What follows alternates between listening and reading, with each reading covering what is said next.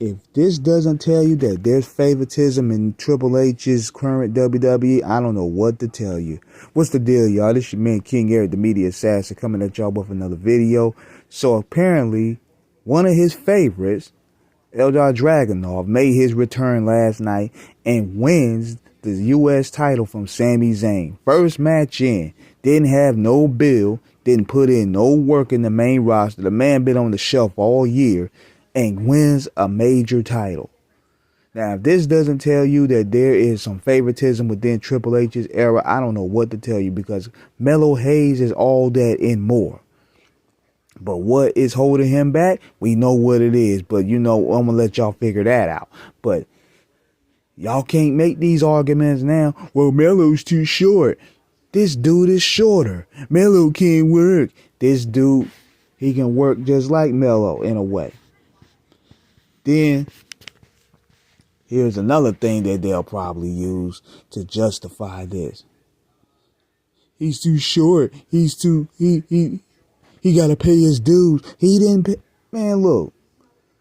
Melo been on the main roster for almost a year now. He hasn't done nothing hardly. The Andre the Giant Battle Royal, nobody talk about that shit. Nobody care about that. He been a flunky to the Miz for a whole year. He had a stint, and every time he does solo matches, he had great showings. So again, what is it that he is missing? Because if you really look at NXT, when he was there, he was booked as an equal like Braun Breaker. HBK was crazy about him. He was booked as the Black Shawn Michaels over there. So he gets over there and on the main roster and just been jobbing ever since. But yet this guy comes in because he's one of Triple H's favorites. You gotta be a vanilla midget. You gotta be short.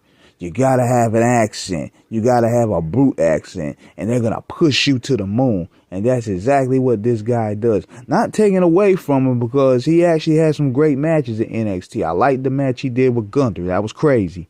But come on, man. Melo deserves that shot. He deserves that look now. And it just goes to show you how they be shafting black talent. Because it's like these dudes, these people could pretty much make it in NXT. But then when they get on the main roster, the booking isn't favorable at all to a lot of the black talent. Like, I was meaning to talk about this weeks ago. Look at what they did with Jade Cargill. Jade Cargill, for the most part, Jade Cargill, Bianca, and Naomi, they could pretty much clean up the whole division, but they're black women. Montez Ford is ready to go. Dawkins could probably even be a threat, but they keep them together and they keep them jobbing to the Wyatt Six. Why is that? Look what you're doing to R-Truth. Notice this. R-Truth, every time he was on the doing a segue, it did close to 1 million. You made him a joke, because they know for sure that the black talent will outshine the white talent in more ways, shape, and form. And Triple H don't want his vanilla favorites to get embarrassed. What happened to that Bianca Belair versus Rhea Ripley matchup that's supposed to happen? But you shoehorn Nia Sky to take the pin, so that way you won't make Rhea look bad. See, the game has its favorites, and he's trying to protect them from looking bad, so to speak. They're not fooling us. They're not fooling us with the bait and switch. It's clear as day. And AEW is no better with it, even though they're doing a little bit better job. But at the end of the day, the black talent is what moves the needle.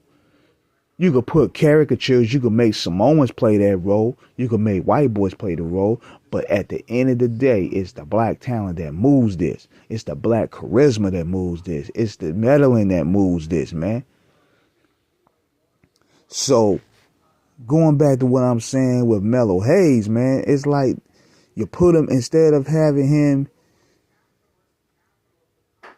booked in a situation that can benefit him, you would want to say you want to starve him out. You want to just say he's paying dues. I don't even want to see Trick Williams up there. Trick Williams, he's shown time and time again he's ready for the main roster, but you're keeping him in NXT. Why?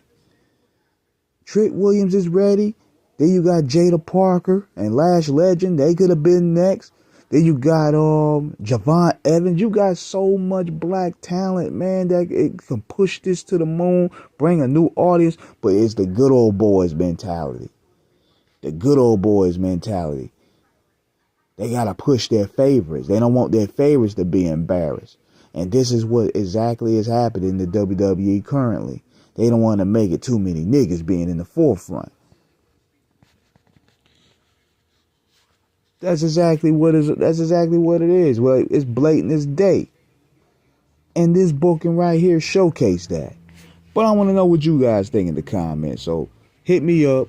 Let me know what you think. Holla.